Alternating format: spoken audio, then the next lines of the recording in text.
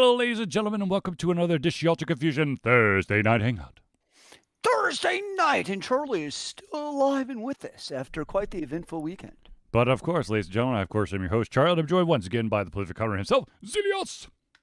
Greetings and salutations, good sir. Now, ladies and gentlemen, of course, as Zealeus alluded to, I am still alive and breathing. I partook in the Extra Life 24-hour game-a-thon. I played from 2 a.m. Saturday morning until 2 a.m. Sunday morning. The vast majority of it was No Man's Sky, simply because people kept popping in going, "Oh, you're playing No Man's Sky? How is it?"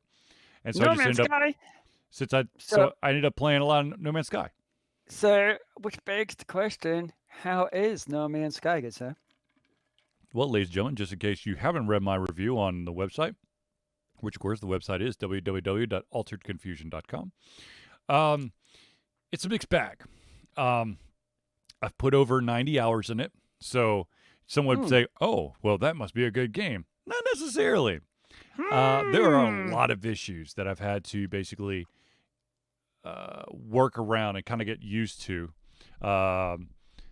The wonderful world of inventory management and quest management are at the top of my list of gripes, but you know, I continue to play it, so there must be something about it. I'm very confused about your game. I don't understand. You seem like you like it, but you don't, and I just don't know how to interpret what you're saying, sir. I'm so confused. Well, real quick, ladies and gentlemen, this is a Thursday Night Hangout. This is a live show for you where you provide the comments, the topics, and the questions, and we try to cover them during this week's show. If you didn't get a chance just yet, you could drop it in the chat. And if we run out of time, we will push it over to the next show, and we will definitely cover it then. So I think it's more of a I've put so much time into this, I don't want to stop type of scenario, you know? Okay, that's fair. I do. The thing is, I do like the exploration mechanic where you get to explore and name. Is it a train? Is it like a train wreck of a game? Terrible, but you can't look away. Yes, absolutely. That's exactly it. It's a nice looking game, and there's definitely a lot of mechanics to it that are there to enjoy. But some of the core stuff, you're just like, oh, for God's sake, please. Is it too hard? Is it too hard to just code it a little bit differently? Well, I think the one that got me the most about your review that I actually did read was about the quest. Yes. And how if your quest, because that's like, so if I understood it right, Yes. let's just say you have 10 quests, right? Yes. And one of the quests is go to feed cats in the forest. Yep. You might go feed a cat in the forest, but because that act of feeding the cat is not your active quest at the time, it does not count towards that progress for that quest, even though it's in your quest log. Potentially. So here's the fun fact. It's like a 50-50 shot, okay? There are times where when you'll get like a ton of quests, like Zealeus say, let's say you have 10 quests, and you know, maybe the quest that you think is active is not active. Okay. There's about a 50% chance that you'll still get credit for it, even though it's not the active one. But there's also the chance that you get completely dicked over, you know, just terribly so. But the real fun one is, like, if there is a quest where, let's say that you did something for someone, this merchant needs you to, I don't know, find 50 rocks of hydrogen or something. Mm-hmm. And so you have the 50 hydrogen, but you don't have it as the active one. And you go talk to the person. They're like, "Hey, how's it going?" I'm like, No, I'm here to turn it in. Then you know, in my frustration, I'm like, F this. All right, let me check the quest log. Oh, it's not my active one. It's active. All right, let me talk to the guy. The guy's like, "Hi, how are you doing?" I'm like, son of a bitch. I go out of it. I have to wait for the system to go, "You need to talk to this guy." And then I go talk to him. So it's like there's a slight delay, even when you toggle between active quests. Well, that just sounds silly. Yes, absolutely. But, you know, as I said, I've continued to put time in it, so there must be something to it. There is something about the game. It's kind of like something about Mary. Sure. No, not really. No, not really. Okay, so Okay. we've got a good list of topics for this evening. So let's start off with an interesting one, and that is when games get a re-release on a newer version of a console. So let's say you played, let's say you played a game on the PlayStation 3, and that game is now coming out on the PlayStation 5. How do you feel about some of those long time spent save files? Let's say it's a huge RPG, and you put a shit ton of time in to make sure that your game is just you basically maxed out everything, and now it came back out for the PlayStation 5. Like, oh my gosh, I would love to play this game with the better graphics with all I've got. But of No. course, no. I mean, two things I can think of. One is, practically speaking, there's a good chance, and I'm using the PlayStation 3 because that's what the question user asked about. Yep. It's probably been enough years in between the PS3 gameplay and the current PS5 remastered edition where I'm not going to remember what the hell is going on with the PS3 edition. I know there's going to be the outlier who still plays their PlayStation 3 daily, Yep. and by gosh, it's the OG console. We all know those people exist. So I'm not the PlayStation 3, considering it isn't. one person. But for the most part, it's been what, at least 8-9 years, Right. really, since the PS4 came out. Right. That's the first thing. The second thing is, we all know remasters or remakes, they're more of they're a remaster / remake. Whatever they say, there's always slight changes to quest and inventory, and there's always tweaks in that regard. And, you always talk about the quality control of basically emulation and why they don't just throw everything on there because of liability and stuff. Right. Now, all of a sudden, you want to throw it on there.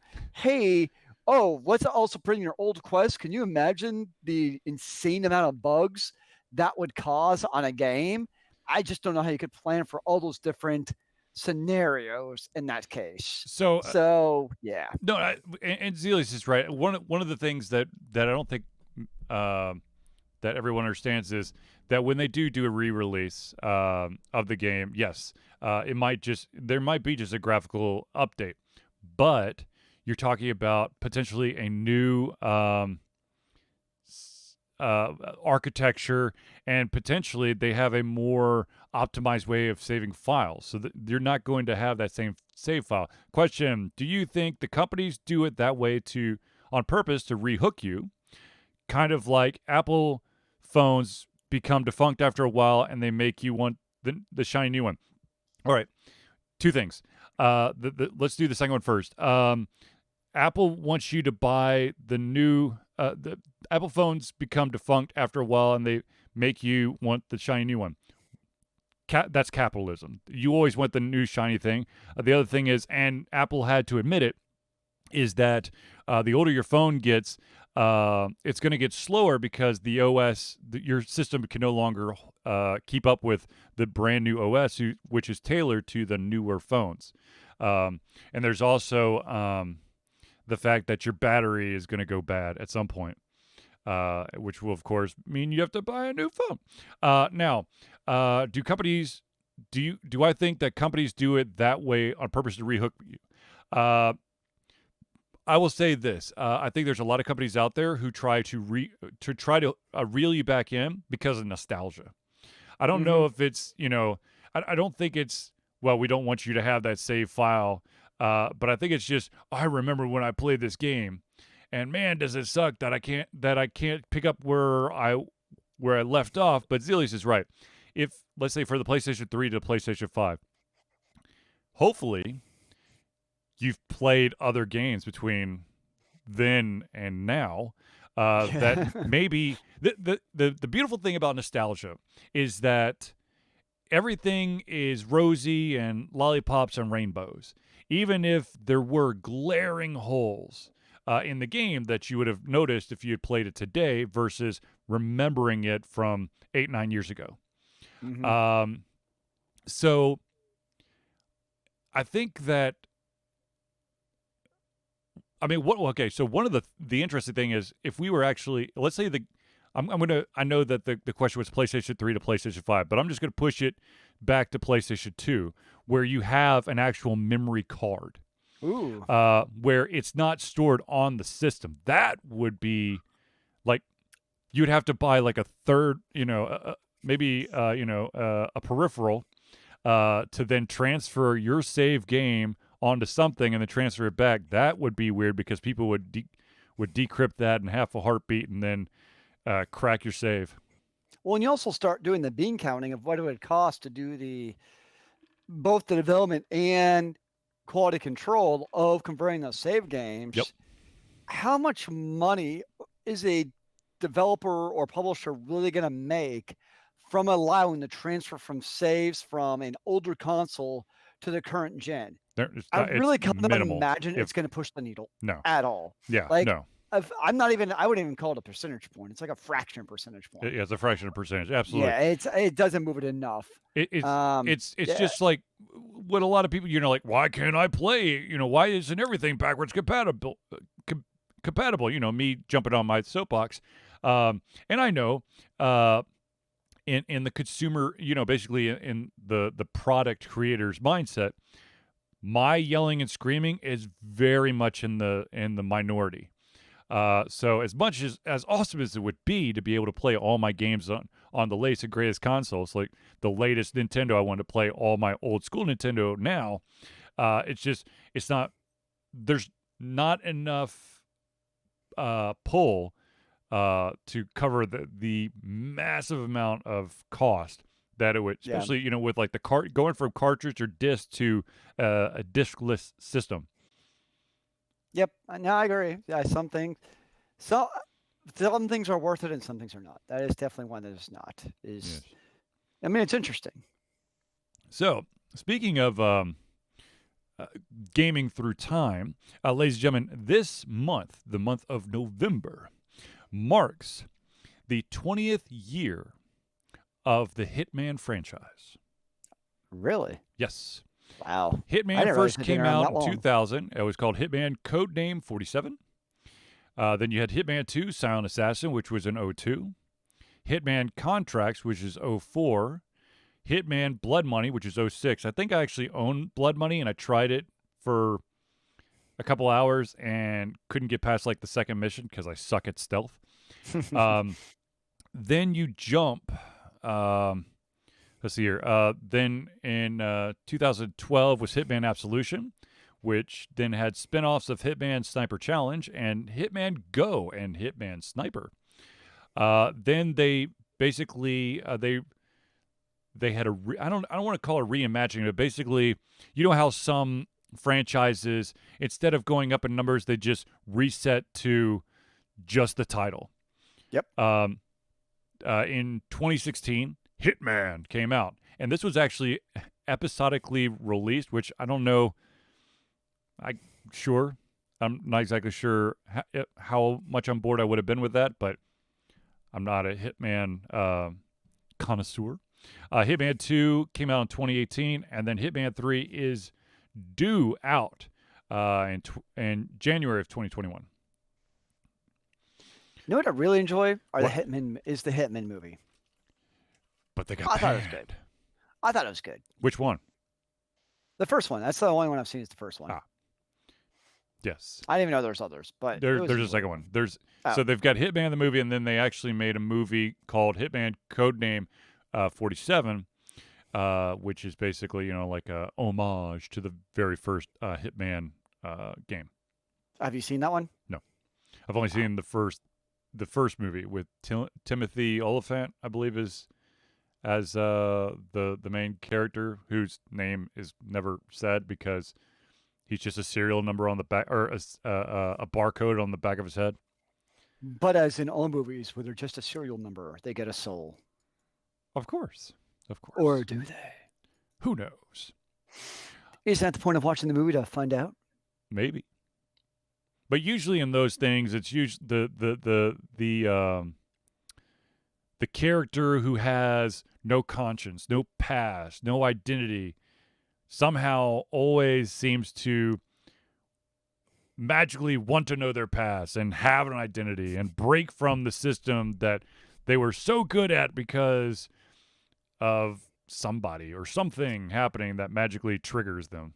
Oh, don't forget, it's always the glimpse of that one random really hot chick, and they look at them, and it like gives them the magical flashback because they saw that one person at just the right time. It's either that or it's that one hot chick going, but why do you do it? And you're like, oh my God, you're right. Why do I do it? I need to get out of here. I've never thought about why I do things in my entire life of growing up. Damn it. That's something totally random, but do you ever watch the Netflix Amazon Prime show Hannah? Okay. Netflix, Amazon Prime. That's two different services. I was wondering if you got noticed. I meant just Amazon Prime. So I watched the movie, and then I've watched a little bit of the TV series. So I like the TV series, and it really actually spends a lot of time delving into that exact question of basically young ninja assassins and basically them thinking about the morality of like, should I not be doing it? It's a good show. I enjoy it. But yeah, I need to watch more. I think I've watched the first like 3 or 4 episodes, but of the first season. Yeah. But yeah, it's pretty solid. So the next topic is due to this wonderful pandemic that we're going through, COVID. You know that a lot of things have been getting canceled or have already been canceled or maybe postponed or whatever. This is the world we live in where things that used to be normal are no longer normal. The new normal is not normal. So as many of you have heard or seen, both Zealeus and I have been struggling with the fact that there was no MomoCon this year. There was no MomoCon this year. There will hopefully be a MomoCon next year in May. But that being said, we're also seeing, there as a result of people not being able to go to these convention centers and or even going to like concerts and stuff. You're seeing individuals or organizers trying to find some sort of virtual I guess not equivalent, but some kind of virtual setting where you can kind of experience what you would in the environment. So the question I received is, with having attended in-person events and concerts and the crazy world we live in right now, how do you feel about virtual conventions and concerts? So you know what? Actually, I've been spending, ironically, a lot of time lately doing. What's that? Is watching, actually for a couple months now, not just lately. All right. Is YouTube concerts of bands I really like, and actually, I've started weirdly recently getting into reaction videos. Hi, thank you for stepping on my keyboard. Is kind of what I've been watching lately, and maybe it's because I haven't been able to experience a concert in what feels like forever now. That I am maybe subconsciously filling that void in a different way to kind of get that music experience that I crave. So I kind of have been doing that, I guess, in a roundabout way, and enjoying it. I haven't really done anything that I would consider part of the conventions.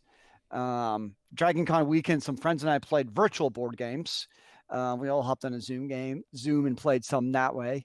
But as far as I'm not sure how I feel about like a virtual convention meetup, like watching a concert remotely or music event. That makes sense to me because you can kind of sit there in the comfort of your own home, enjoy the music. I'm not sure how I feel about a convention though, because we talked about the couple times on the show where a part of the beauty of the convention is the camaraderie with your friends you go with and hopefully meet other random people there. And, we contact, you don't live stream, as fun as it is, it's not the moments with the, going to the panel of David Tennant. It's kind of the other stuff that goes with the event that you just can't really recreate in a house. I know they've tried. I remember looking at Dragon Con, they had the virtual marketplace, and you could kind of tell the starting bids or starting quantities because there were even numbers. It was like 50 or 100, and you can just kind of tell what the starting was. Right. And you could just tell, even like the more popular booths I've been to in the past, very few sales. Right. You figure, Dragon Con's a very well-known convention. If that one has very few sales, and a lot of them with free shipping too, which I thought was interesting. I mean, they're trying to find any way to get to True. make any money. I just have a hard time believing there's going to be a lot of success in that realm. I think it's a little bit different for something like a BlizzCon, where that's more catered, like sitting here watching. I mean, we sit here, we kind of play video games in our basement. Mhm. That's more catered, I think, towards that kind of home environment experience. Right. I mean, I know you got like PAX, obviously, which you go there for the people, but I think some things like BlizzCon, and they've already done it. It's like they already have that history. So I think something like that also lends itself a little bit better, especially if it's more about like announcements and what's going on with the developer and stuff like that. So I think it varies a little bit too on what they're trying to do. So,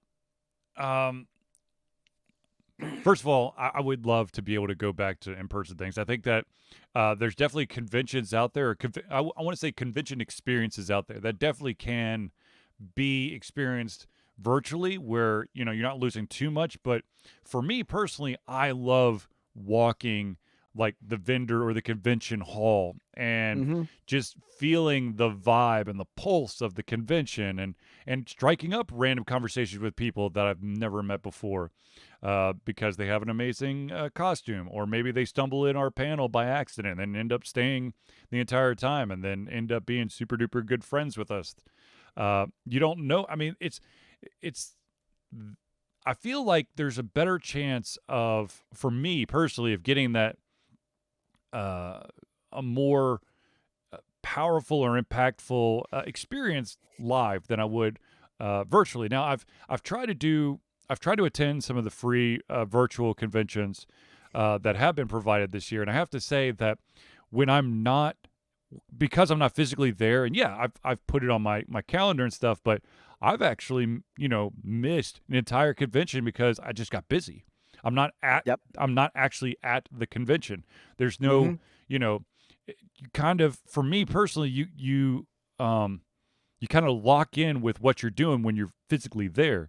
The other thing is, and this has been kind of, I don't know, making me a little antsy, is I haven't really done a creator review all year. And usually by this time, I mean, at least through MomoCon, I've got, at least 12 or 15 interviews that I've posted, and I've talked to developers out there, and I've seen how they've been doing. Oh, by the way, speaking of MomoCon, there was a game that was shown off at last year's MomoCon called what was it called? I don't know. What was it called? It was some kind of, it was a like a pictogram type of game. It was some kind of like puzzle league makeout something. I'll have to, of course I'm blanking out now, but actually I'll cheat here. Hold on a second. No, I'm very confused. They actually just released their game into the Switch store. So that's why I'm hold on. Let me check real quick, because it's going to bug me. How much is it going to bug you, sir? Like on a scale of 1 to 4? 17. Oh dear. Oh, I'm not sure you would be able to go on with life. It's going to be close, ladies and gentlemen. It's going to be close. Now, of course, if I could just find the right year of MomoCon on the YouTube, I could tell you. The YouTube. Damn it, now I'm talking like old people. No, it's not 2021. It'd be 2019. Thank you for playing, Zealeus. That's the last time we went, I suppose. Yes, it was. Let's see here. It is called Pixel Puzzle Makeout League. It is now out on the Switch. But anyways, getting back to it, I hope that we could find a way to have in-person conventions happen again, because I think that's... I haven't been to a convention where I've been just an attendee and so freaking long that I don't think I know what to do with myself. I think that's why I've kind of stumbled through missing out on a convention, simply because I'm not doing interviews. I don't have a fan table. I'm not you Well, know, now would be a good time. It's been so long since you've gone as a panelist. yeah, but it would have to be physically. should- I have to be there for me to actually, do stuff. So Even speaking of MomoCon, yes, though, sir. I don't know if you saw, but they're having actually I just put in the chat. Which is They are having digital.momocon.com. Yeah, they're having a special charity digital event from December 11th, not 11th, 11th. December 11th to December 13th. Nice. So kind of like you were just saying, they're kind of trying to keep that, even though you can't go physically together, you're still trying to keep that community spirit alive where possible. Right.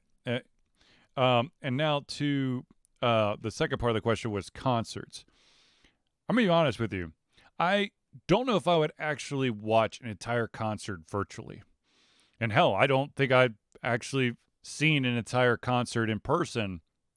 I think I've seen more. I've gone to more concerts, and about 90 or 80% of them I have left before seeing the entire concert. What? Yeah. I don't think I ever left before the end of a concert. Did you get there to watch all the warm-up bands? I don't count the warm-up bands. That's part of the concert.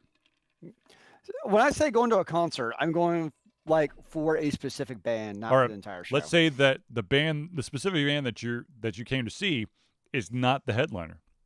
Then I don't consider leaving early. When I say going to a concert, I'm talking about I'm going to a concert for a band, not for all three bands. There. So I guess that's what I mean. Fine. Okay. So if you look at it that way, then I attend the vast majority. I complete my my quest upon seeing. Okay, that makes more sense. Yes. I could see where we're differing in our definition. No, of like if there's a bunch of nerdy bands and all I really want to do is watch or tune into I Fight Dragons and Protomen and the mini bosses, and there's a bunch of other guys, and I leave after seeing those three bands. And with your logic, you've completed it. I'm just saying there's other bands that there's still music being played is the approach I was going. But once again, same with conventions, concerts. There's an experience component, getting lost in the music and screaming and yelling and being able to sing at the top of your lungs. And even if you can't sing, or maybe you can sing, it's all fun because you get, this like uplifting vibe of everyone is having a good time. Even if you're moshing, because you've got all that adrenaline going, please don't fall, please don't fall, please don't fall. I'm too old to mosh. Oh, my body can't heal like it used to, man. I know I'm not the only one here. Oh, believe me, after going 24 hours of gaming and basically sitting for almost that entire 24 hours, I'm old and rickety. I've watched concerts online, recorded ones, but I don't think I ever sat, to your point though, I don't think I ever sat through like entire like show at once. Like I watched it over like multiple nights. But I haven't just sat down and like for 2 hours and watched a concert that way. Well, I mean, one of the things that, it's just like TV, you could, with it being virtual, chances are you could probably stop and, jump back like 30 seconds or something. So you can maybe hear your favorite song again and then skip ahead to catch back up with the live concert. Now, one thing I did like when COVID was like when we were kind of first in quarantine, one of my favorite bands, Within Temptation, what they started to do is every week on Thursday, they would show it. Actually, I probably did watch these in their entirety. They would live stream one of their concerts on YouTube. But both YouTube and Facebook Live. And the idea is then it was more of like a community thing because people then, because they were showing it live, it wasn't recorded or anything, to like for archival purposes. So that was more like all the fans then were in the chatting about the concert as it was happening. But that is much different than sitting and watching a recorded show. So I thought that was a really cool way to kind of bring the community together and kind of blend the two in a way. There's also with being able to watch it virtually and not having to deal with, and not having, there are some bonuses. I mean, you don't have to deal with the person jumping up and down in front of you where you can't see the band, or And don't perhaps forget, now they're going to have their iPad. No, the giant iPad Pro with a 13-inch Christ screen almighty. recording it at the same time. Or you're accidentally you're closer to the left speaker than the right, so things are getting kind of thrown out of sync. Yeah. Wibbly wobbly. Wibbly wobbly. I don't know, but it's the thing is, you create unique experiences from that kind of situation. Like, you remember when we went to that concert and we were in the nosebleeds, but it was awesome. So anyways, I'm curious because go for it. I would say Trans-Siberian Orchestra is coming to Atlanta in December. Mm-hmm. I'm kind of intrigued because I'm like, is it full? Are they doing how are they doing this basically? Who knows? I don't know, man. Now, you were talking about one of the bands that you follow. They're doing, they were streaming live concerts. There are quite a few bands out there in certain genres that have I think it's every other week or maybe even every week where they do kind of just a little an hour sit down where they kind of strum, sing, kind of basically jam, and keep an eye on the chat and converse with the fans as best they can. And that's an interesting experience that you probably wouldn't get at a concert unless they pulled you up on stage, which would be awesome. An entertaining one that's doing that is Dragon Force has been doing that on Twitch. Mm-hmm. It's what they do. It's kind of entertaining. So it's the I don't know the guy's names actually, but it's the Asian guitarist guy, and I think he's the drummer or bassist. I don't know. But what they'll do is, so the guitarist guy is the host, and then the other guy, and what they'll do is they'll pick a band, and it's usually some kind of metal or progressive rock band, kind of in the vein of Dragon Force, and they will basically write a song in basically 10 minutes, trying to emulate that band's type of music. So popular band, I've heard of them, is called Sabaton. They're kind of in that genre, but they're all angry war music. Right. And so they'll always kind of riff at the band too. And so they're actually friends with this band.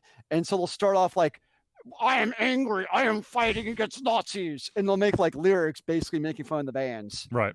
What's happened too is because they're now playing this music, they have got DMCA strikes automated against them on Twitch. Woo! And some of it's for their own music. So it's oh goodness. And to your point though, it's kind of giving a band like Dragon Force kind of a way to interact with the community in a different, interesting way. That if we weren't in this weird COVID quarantine, nobody probably pay attention to. But now it's we need entertainment.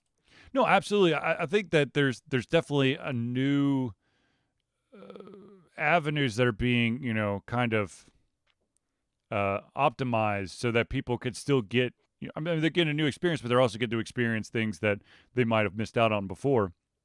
I won't lie.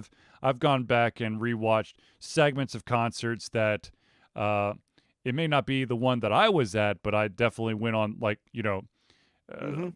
the Foo Fighters, one of the tours they went on. I saw some of their songs on YouTube. It wasn't the one that was at the Georgia State University football stadium, but it's still that type of situation. I definitely have gone back and watched that. Sure. Yep. But yeah, I think there's a place for both in person and virtual. I think that and we talked about this last week. I think the one thing that really holds back virtual is the fact that we don't, as much as we like to think we do in the United States of America, we do not have a completely solid network infrastructure. And so if you were to go strictly virtual, and a lot of schools are figuring this out, there are going to be some people who get to miss out on that.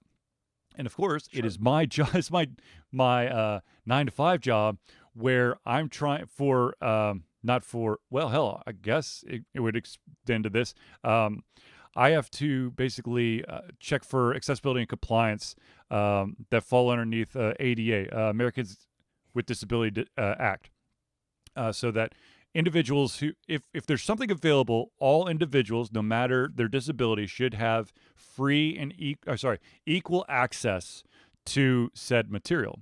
Now, of course, I'm not exactly sure how this is going with virtual learning, where you have individuals whose internet connection goes, and so they're not getting that same equal opportunity. It's not, and I guess in a way, it's a technology handicap.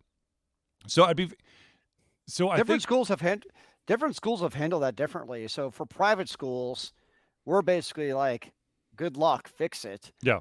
But public schools, I don't know if they're doing it out of the basically compliance mandate or not, or if they're but some schools still actually get hotspots for the kids to come basically pick up or deliver them to their house. Yeah, and I don't know the circumstances of what's the initiative behind that, but some schools are doing that. But I think for the most part, I think basically if a family's in that situation, it's just kind of unfortunately not going to end well regardless. Now, something that that Zealeus and I talked about last week was, even if you have perfect internet connection, because everything is virtual, you have a child who's doing the virtual learning on their school, let's just say school supplied laptop, and let's say that the laptop can do exactly what it needs to do, but you also have two working parents who are also, having meetings where they're in a Zoom or a Blue Jeans or WebEx or whatever other platform is out there. You're seeing issues with that. Yep. And that's actually something that myself and my wife have been running into constantly with our eldest son, is that I can't tell you how many times the teacher's like, your son needs to be in a better internet connection. I think his connection is poor. I'm like, it's not poor. He's literally right next to the freaking hub. He's got like 99% signal strength. My wife and I are, of course, like I said, we're doing. We also have meetings, so we're eating up some of that upload. But the other thing that I found out, and this is just technology wise, is that my son was provided a Chromebook from the county for the public school he attends, and it turns out that if you plug in peripherals into that laptop, it craps out. The number one, do not plug in, do not connect an external monitor to go to screens. Yep, makes sense. I mean, requiring extra GPU processing power, probably. I've noticed that the mouse and the keyboard also, not as big as the monitor, but they still cause issues because you're utilizing a USB port. Well, I mean, I know the problem we ran into with distance learning when first started is people don't realize how CPU intensive video rendering is. Yes. It's just super intensive. And we had some MacBooks that basically crashed and burned from basically rendering video all day long. And it seems like, I don't know the technicalities behind it, but it seems like you can stream basically like YouTube and Netflix on a laptop all day long. It'll be just fine. But once you start bringing in like the Zoom or the Google Meet, it's actually like transcoding that video on your computer. And that's what absolutely kills it. Right. Well, because it's live. It's having to, it's capturing, it's capturing the video and audio, doing the codecs and then spitting it back out. It's just brutal on computers. Absolutely. And most people, they're doing it like, before like an hour a day. So you never really noticed it, or it just kind of worked around it. Now kids are, they start like 8 and they're done by 2. So that's 6 hours.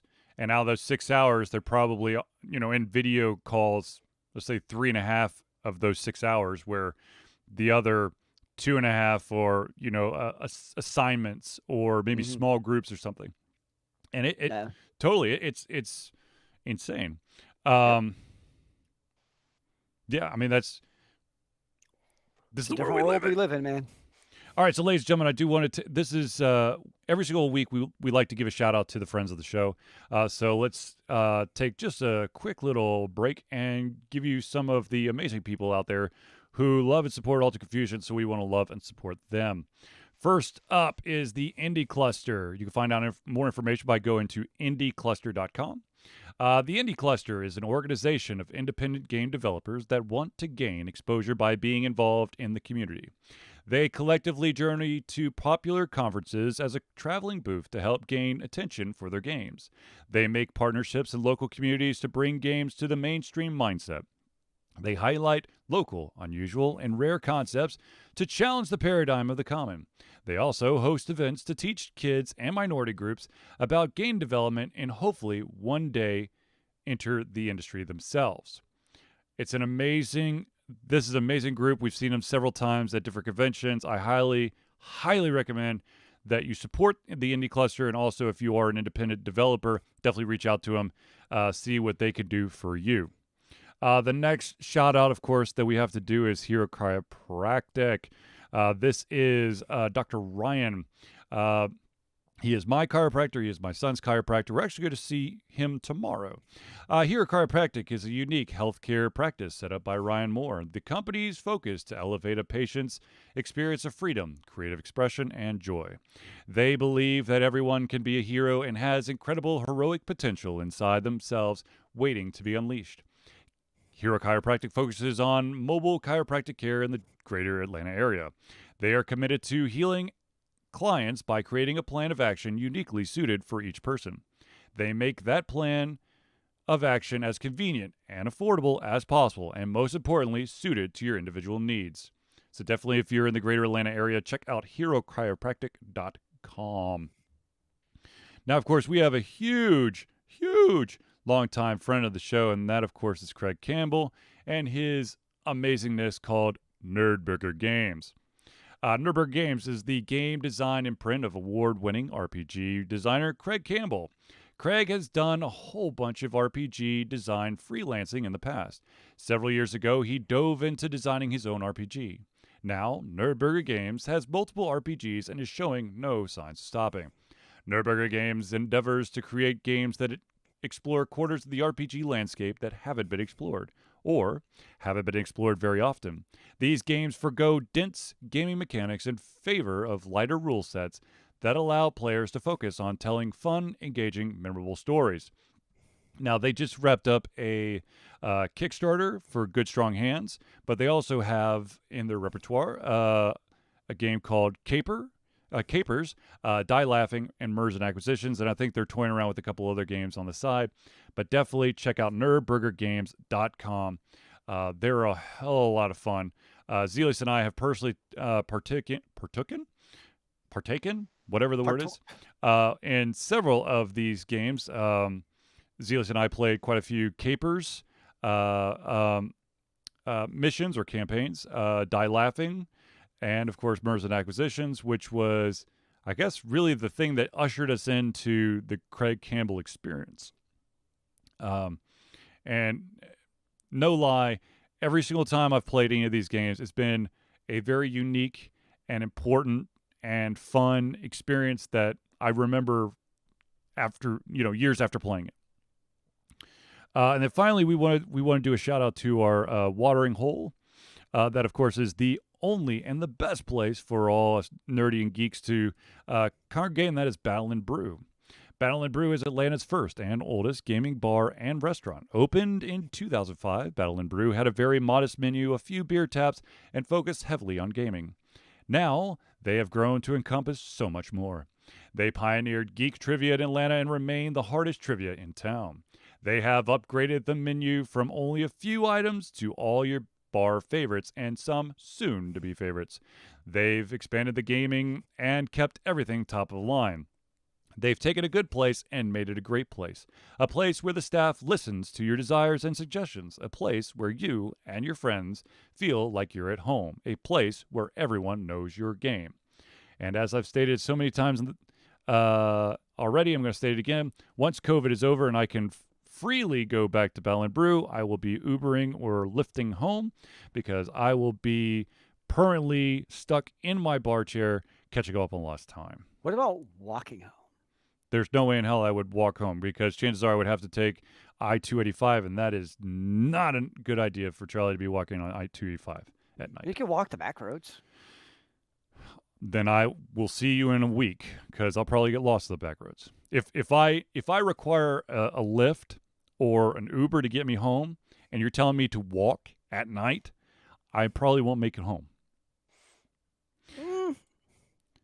Now, ladies and gentlemen, let's do some self-promotion for Alter Confusion. Now, I know that I just did this past Thursday was Extra Life, but I do still want you could still donate. So let's do a quick shout out for Extra Life. Alter Confusion has successfully participated in our 9th straight year of raising money for Extra Life. Extra Life is for gamers doing what they do best, gaming, so they can help sick and injured children at their chosen Children's Miracle Network Hospital. Alter Confusion always has supported or has always raised money for the Children's Healthcare of Atlanta. The money that we raise through Extra Life goes directly to our chosen hospital as unrestricted funds. This means that the hospital decides where and how to spend the money to ensure the dollars we raise make the biggest impact in the lives of the kids they treat. Currently, this year's goal was $250. I believe we're now sitting at $276. So thank you for everyone who donated, and a big thanks to the last minute donation who not only donated on Thursday night, this past Tuesday night, but they also brought 80 viewers over to the channel to say hi. Hot diggity. So thank you, everyone, for supporting Extra Life and Alter Confusion. Remember, you still can donate to there. Zealeus has put in the chat how to, basically the link to our Extra Life link. If you're listening to this, all you got to do is go to www.alteredconfusion.com and you'll find I need to put that on there. You will find the Extra Life information on the new website because we have officially switched completely over to that one. It's so official, man. But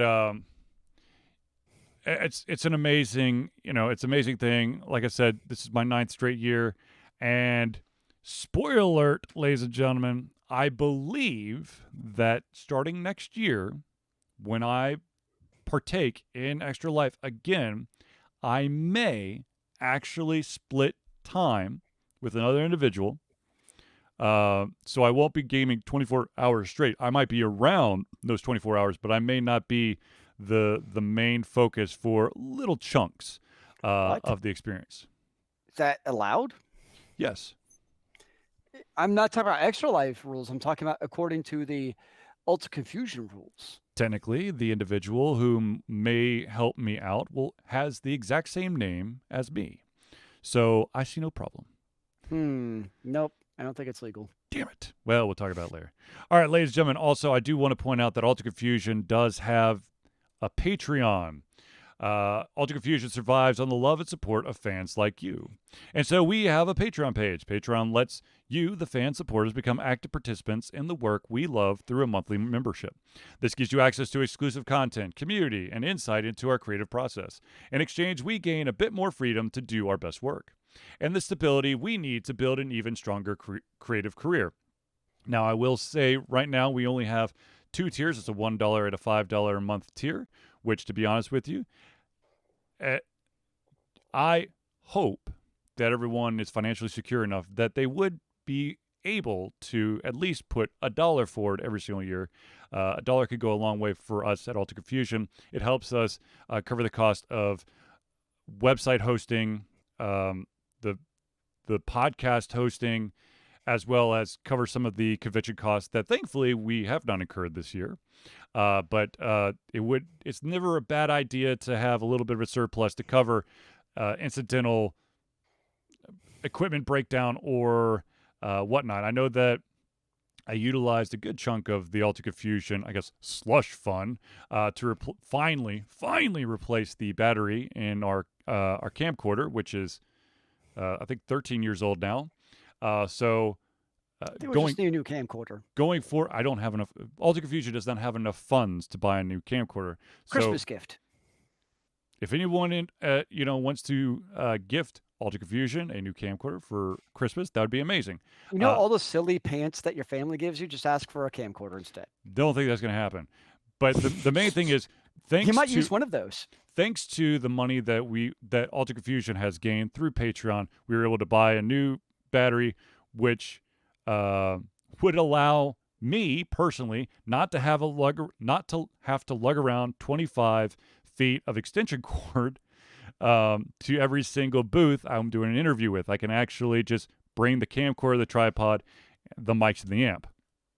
That would be pretty sweet. That would be pretty sweet, because let me tell you, after carrying all that stuff around all day, it's No, I've seen you carry it. It's quite the event. Now, ladies and gentlemen, I do want to point out that although there is a $1 and a $5 tier, if you want to subscribe and basically donate more than $5 a month, you can do so by basically just choosing a custom amount when you go sign up for your Patreon.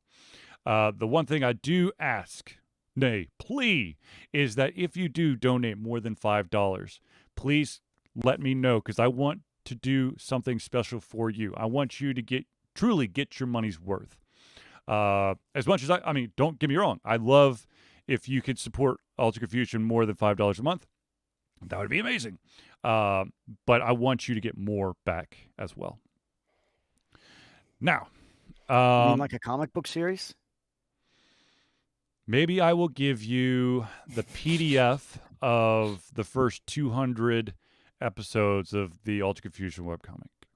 Ooh, fancy. Yes. All right, so ladies and gentlemen, I do know that there are people out there who may not be financially stable enough to do a monetary donation, or maybe you can only do a one-time donation. We do have a PayPal account that you could do a one-time thing. Right now, the only place that PayPal account is active is on twitch.tv/AlteredConfusion. It's in the bar below this video. It's a Donate Now button. There is not one currently on the new Altered Confusion website. That will be remedied. But if you want to do a one-time donation, that's how you do it. If you want to give something physical to Altered Confusion, say a coffee cup or a T-shirt or some kind of swag that you want us to show off during the show, within reason, swag. You can send it to Altered Confusion at 1551 Dunwoody. That's DUNWOODY Village Parkway. This is very important. Number 88276. If you do not include the number, that will go to the post office proper and will be returned to you. That number, 88276, is the P.O. Box number and is required to be there in order for us to receive the package. And the city is Dunwoody, once again, DUNWOODY, Georgia 30338. Now, of course, if the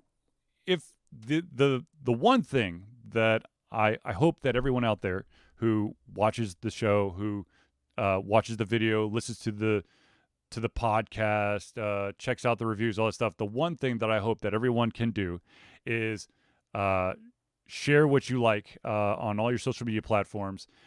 Favorite it, follow. Make sure that when you're following or subscribing that you turn on your notifications so that you don't miss out on any of the Altered Confusion stuff.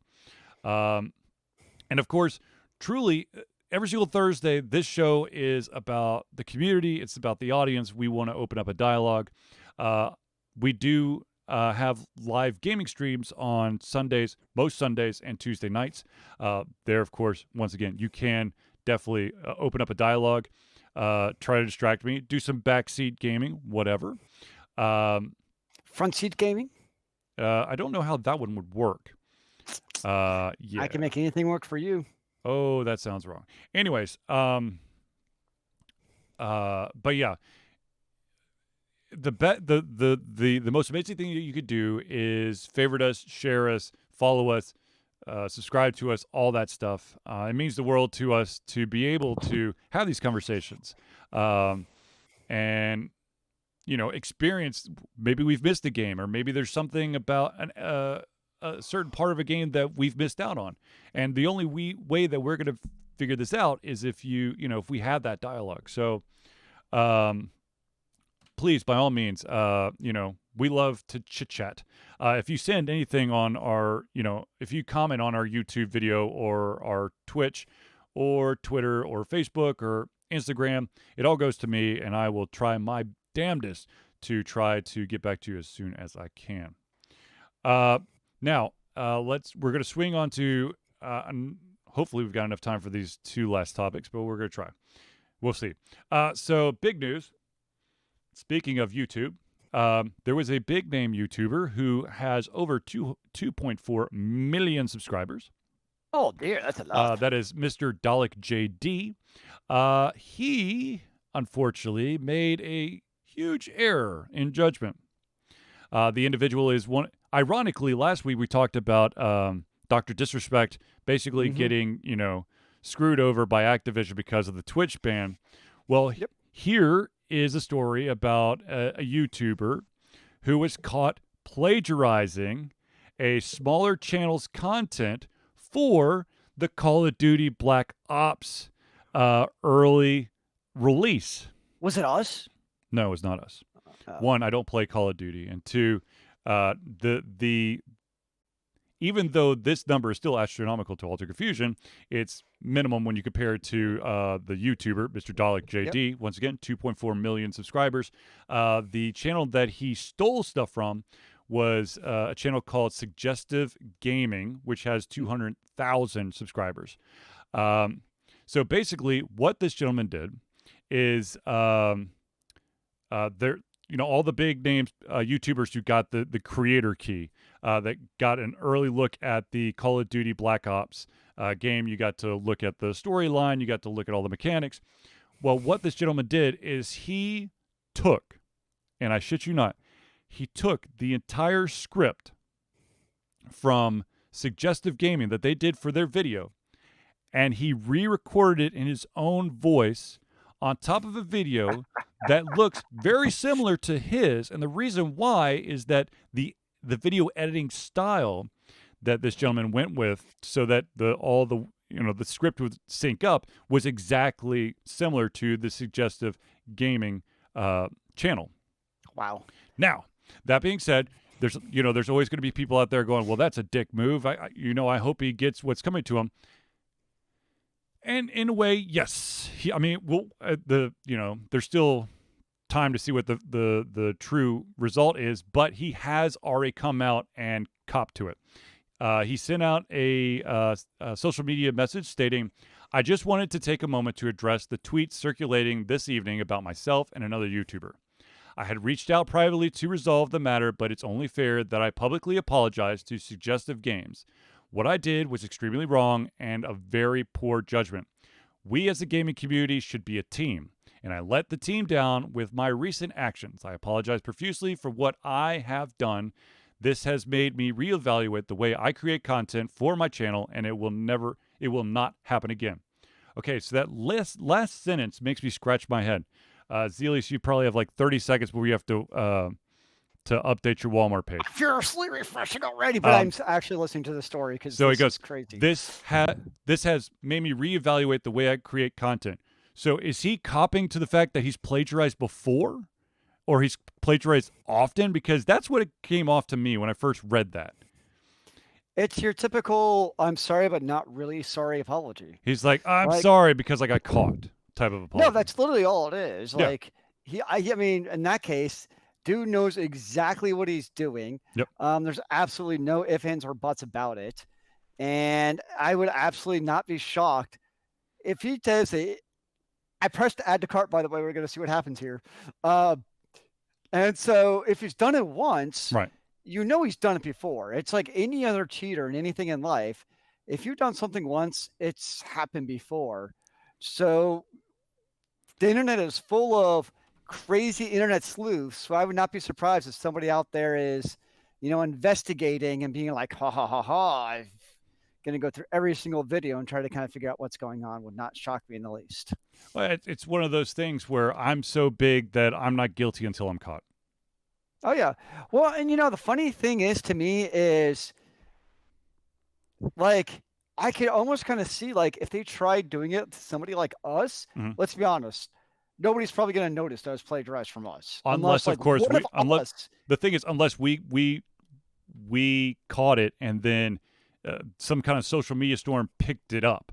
That's what I mean. Like, but like we would have to be the ones who notice. Right. No. But the thing is, because I mean, even the thing is, this suggestive gaming, they still, I mean, they do have 200,000 subscribers, so they had potentially at least 200,000 voices that could, lend to the, to basically plastering the social media across. Now, of course, AlteredConfusion is a much smaller channel, so it would take a little bit more than the number of subscribers we have on YouTube, at least. But for us, because we're a smaller thing, it would take a much bigger act for someone humongous to actually get caught. That's what I'm saying. Well, the thing that's funny to me is it seems like a stupid decision to plagiarize somebody with that many followers in the first place. Well, why plagiarize someone who's in that elite group who has early access? That's the True. thing. Make it even more obvious. Right. You cut the list down a huge chunk. Like, it's not like everyone out there could make this video where you could say, potentially, I took a little bit of someone else's video, I took a little bit of that. I didn't steal it completely from you, but since it's a very, elite selection of YouTubers, that's pretty dumb. Now, speaking of dumb, let's move on to our last and biggest topic. Wait, there's more dumbness out there? Yeah. Remember what's been going on with Twitch and the DMCA takedowns? Have they been just, randomly just deleting people's stuff? Well, sure. It's still not completely solved, and shit's still hitting the fan. So here's, but I'm going to explain this, and it's going to be, and I promise you that what I'm about to say is 100% real, and it's crazy, and I don't understand it, but I'm going to tell you. Okay. So streamers are once again getting hit again by more copyright claims. Okay. There's also streamers who are receiving strikes against them for copyright claims on content that has been deleted, sometimes by the creator themselves and sometimes by Twitch. So they're still getting strikes after the content is no longer available. Nice. Now, the other thing is one of the things on Twitch is that you have the ability to save your streams, basically video on demand it, so that individuals who missed your stream could watch you play that game. Mm-hmm. I don't know what buttons Twitch has pushed, but they apparently have like up to 11 when it comes to copyright, trying to catch copyright infringement. Streamers are now experiencing, when going back through their videos on demand, muting, because that's what they do. If you have something that's copyright protected, they basically mute that section of your game. They kind of just guesstimate how long the mute's going to be for. But what's happening is now on videos on demand, in-game sound effects are getting muted. Jeez. It's almost like, I don't know. Sorry, go on. No, and just to give you an exact example, there is a Twitch streamer out there who basically has stated that I exclusively stream WoW. And so World of Warcraft, by the way, just for anyone out there who don't know what WoW is, I exclusively play WoW. And I got a muted audio on my latest video on demand, apparently in Sinjin Village. The audio was the medium wind storm with gusts, whistles, and low rumble sound effect, which is credited to Hollywood Edge Sound Effects Library. Yep. It's almost like they enacted like a new DMCA like copyright database almost. I don't know. And like it just got maybe a little bit more overzealous than they thought it would be. Now, there has been a lot of, so I understand there are streamers out there who play music in the background while they game. And so, they hopefully they just give you the mute. They don't actually give you a strike unless it's like egregious. For context, if you were to compare the streaming on Twitch to the streaming on Facebook, Facebook actually obtains a music licensing right so that your music could be there. However, the caveat is that they take some of the creator's profit to cover said cost. And so Twitch said, well, we think the streamers are going to be hit too hard with us trying to take money from them, so we're not going to do it. Which technically, okay, Twitch is Amazon. I know. That's why I'm kind of wondering if some of this is stemming from. So is like if Amazon was like, yep. Okay, so the thing is, like, they have it. I'm not saying that Amazon or Twitch is I mean, they are in the wrong, but they have a shit ton of money. So why not just get the stupid license and help everyone out? Foster goodwill towards the community that's getting really pissed off right now. Because the only way they make money is if they have a happy community. I mean, this is one case. Like, if you're EA and you piss off your FIFA people, right, well, they'll come back next year anyways. But in this case, if you're Twitch and you piss off all your streamers, they'll go, well, Mixer's dead, YouTube Gaming's dead. So I don't know exactly where they're going. Facebook Gaming. I don't know, but they're going somewhere. Well, everybody hates Facebook now, so who knows? Yeah, just right. I mean, and I think that's why Twitch is kind of just like, well, we're not going to do that. True. Now, of course, Twitch did issue an apology letter, which was kind of, we are so sorry. We're trying to be better. We've tried to correct the issues that you may have seen. We are in the process of trying to create a helpful tool for the streamers. They'll help gain control over recorded content, audio, and then also a better system to reviewing and contesting copyright claims. Now, of course, they haven't stated when the hell this will come, so right now it's just a pipe dream. But, and that's the thing, though, they sent out this apology after, I guess months, weeks, years of these DMCA things, and they basically just, dumped it all on everyone. But a lot of the big name streamers are getting pissed because instead of trying to kind of calm the community, Twitch has been basically going out of their way to promote the crap out of something called GlitchCon, which is a virtual convention. Yeah, I've heard about that, and I kept getting emails about this. I'm like, what is this? It sounds like they mistyped something in, actually. No, that's them. But so, a lot of people are like, look, instead of trying to promote this, whatever you're trying to promote, and I understand, you want attention on it, why don't you placate the streamers that are starting to get really pissed? And there are a lot of streamers out there, a lot of channels out there that are going to run ads because of the link to this. Throw a freaking GlitchCon ad up there, but help us out, brother. Now, let's go a little bit further here. Streamers are concerned that if Twitch's system is going to go after sounds and songs from games, music industry entities can issue copyright claims due to those sounds' presence during streams. Here's a fun one. There's a streamer who does broadcast production tech stuff for Twitch who came out and stated, the weird disco area for this is what game is this? Oh, in Destiny. The weird disco area on the Tangled Shore in Destiny? Yeah, be careful, folks. This music was created for the game. Might get you in trouble. Jeez. Yeah. And but okay, but let's take another crazy step, okay? Here's another crazy thing that happened. The Bethesda Associate Community Manager got her Twitch channel briefly suspended because of a sound clip that plays when an alert goes off for when someone subscribes to the channel. So basically, don't make any music or noise or audio or game clips of anything but video only in your Twitch streams.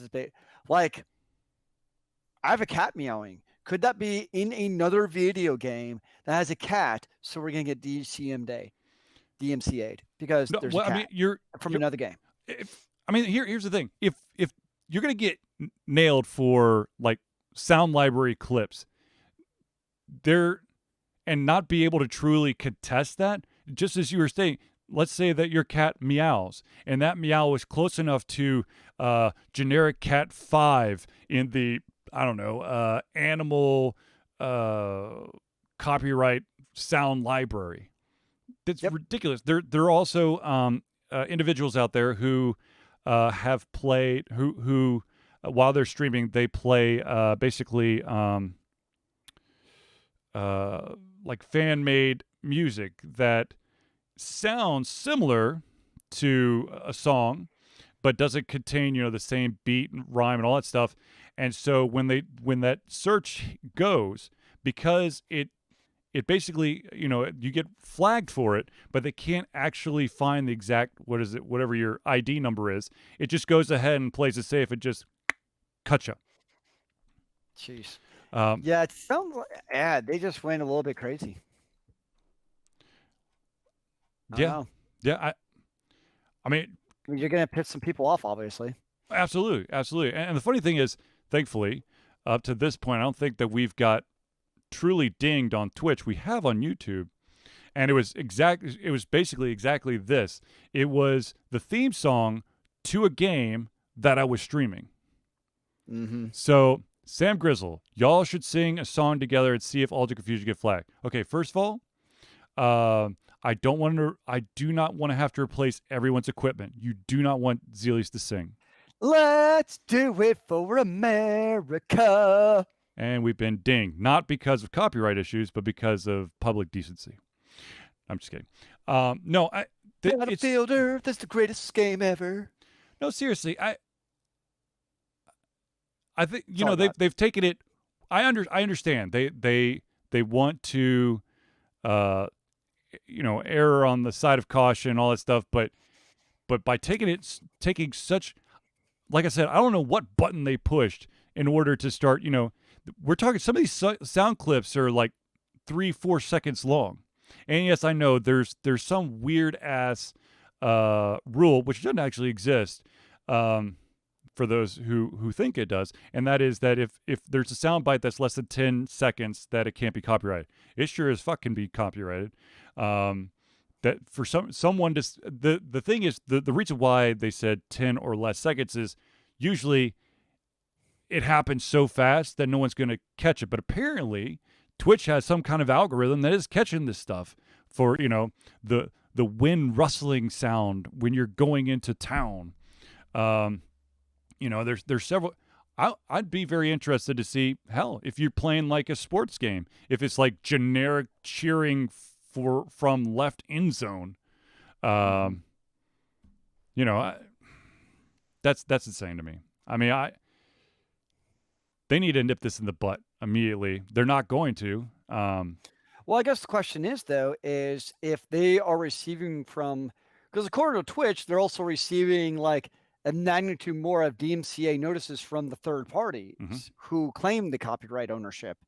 So if that's true, that actually does kind of put Twitch in a rock and a hard place of, do they keep the streamers happy, or do they potentially start getting lawsuits on their ass from the copyright holders for not being quick enough to the punch? They haven't. So that's the thing, though. They haven't been quick enough to the punch up to this point, and then all of a sudden, every itty bitty little squeak that could be perceived as a violation has been flagged. Because when we started this, they basically had some, I guess, a digital empty room that was filling up with DMCA claims that they weren't doing anything about, and then all of a sudden, there was some magic number that when it went off, they just started removing content without telling the creators. So it's not like they were never fast to, they were never fast, and now they're like they're the opposite. I don't know. I don't know, man. I would, one of these, hopefully it will never happen, but it would be funny as hell if my voice was on something, some recorded, copyrighted, whatever, and I said the exact same phrase on the Thursday Night Hangout or during one of my streams, and I got dinged by myself. That would, I would laugh, and I'd take a picture of it. That would be kind of epic. And I would frame that damn picture. But I don't know how, but you need to make that happen. Okay, well, here's something, and of course I can't answer because I'm not a voice actor. What if you are a voice actor, and your dialogue is, it's part of the game, or you're a singer for one of the theme songs? Or better yet, think of let's take Overwatch voice actors. Yeah. Obviously, their voice is copyrighted within the game. Absolutely. And they are known to go into Overwatch streams and do the voiceovers. Yeah. Yeah.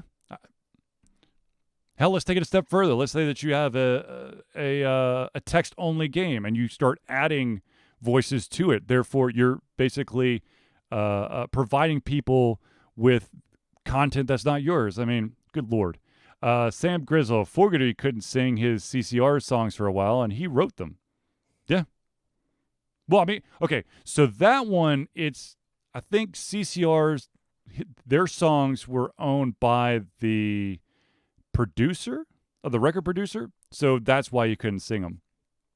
Yeah, you get into those bands, and you get all kinds of crazy everything. Well, yeah, there are certain Beatles songs that are still on. There's unreleased Beatles songs that no one could touch because Yoko Ono is still sitting on them. Mm-hmm. But yeah,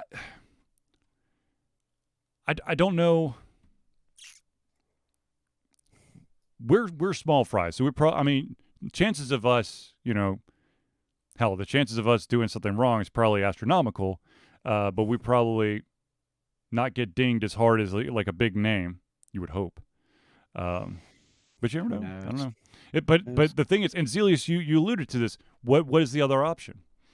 Mixer is gone. Facebook gaming, YouTube gaming is gone. Yes, you could stream onto YouTube, whatever you want to. Not whatever you want to, but you could still stream your live streams and gaming onto YouTube, but it's not, it's not tailored to YouTube gaming. Yeah. Speaking of streaming, can someone, if anyone knows anybody over at Facebook, for the love of all that's holy, could you have an option that actually just says talk shows and podcast as an option instead of me having to choose news media? Sorry. Sam Grizzle, I'm still shocked GTA 5 was able to secure 100 hours of music. Yeah, that's the other thing. What if it is a radio within the game? I don't know. It's so confusing. This